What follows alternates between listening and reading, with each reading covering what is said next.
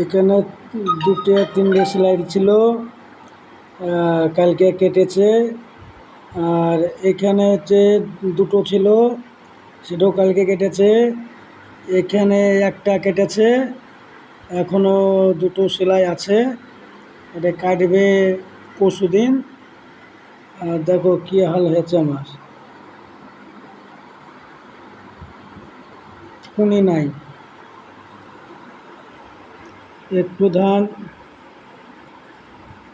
ধান কুনি আছে।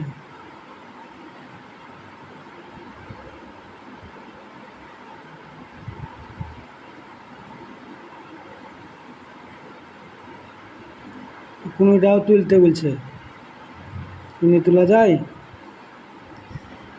সবাই দেখো, দোয়া করো ভালো হয়, সবাই দোয়া করবা।